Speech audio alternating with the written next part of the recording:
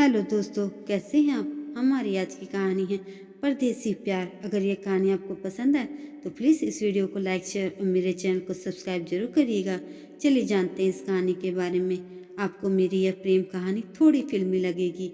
मैंने उनको कभी देखा नहीं था और ना ही कभी विदेश जाने का सपना देखा था। मैं तो बस आगे पढ़ना चाहती थी, लेकिन मेरे माँ पिताजी मेरी शादी करवाना चाहते थे। एक दिन गुस्से में मैंने कह ही दिया, अगर आप लोग मुझसे इतना ही परेशान हो तो आप करा दो मेरी शादी, लेकिन मेरी एक शर्त है कि आप इंडिया को छोड़कर किसी दूसरे देश में करा दो मेरी शादी, ताकि आप लोगों से मैं कभी भी मिल ना सकूं।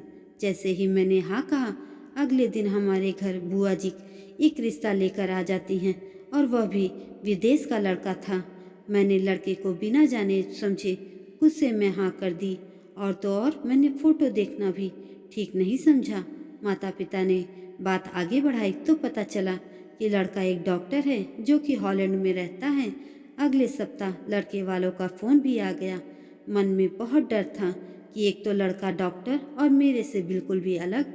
मैं कहाँ पत्रकारिता की डॉक्टर और वो दिमाग का डॉक्टर, दोनों का कोई भी मेल नहीं था। इन सब के बावजूद मैंने बिना देखे हाँ कर दी थी।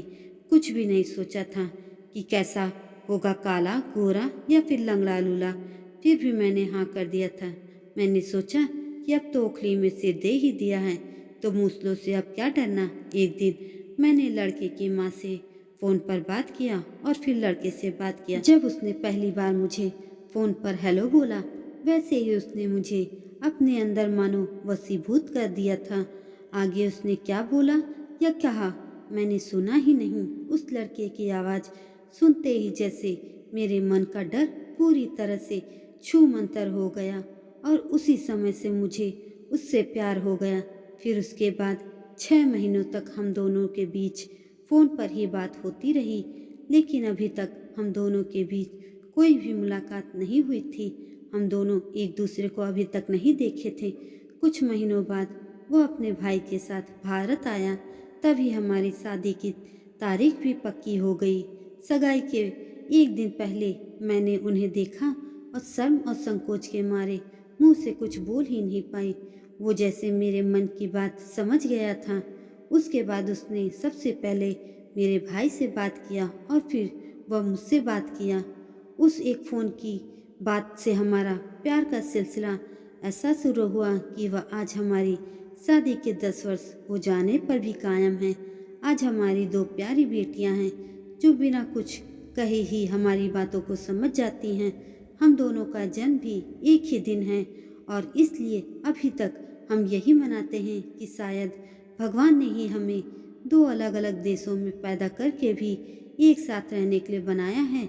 जो मैं माँ पापा से दूर जाने की बात कहती थी, वह भी आज सच हो गई, और आज मैं अपने माँ पिता से कभी कभी ही मिल पाती हूँ, लेकिन अपने पति और ससुराल से इतना प्यार मिला है कि वहाँ की कमी कभी नहीं खलती है। आज मैं बहुत खुश हूँ अपने पति और परिवार के साथ, और भगवान का भी धन्यवाद करती हूँ कि इतना अच्छा पति और परिवार देना दिया है मुझे। दोस्तों, यह कहानी आपको कैसी लगी कमेंट करके ज़रूर बताएं, और ऐसे ही अन्य कहानियों के लिए मेरे चैनल को सब्सक्राइब जरूर करें। धन्यवाद।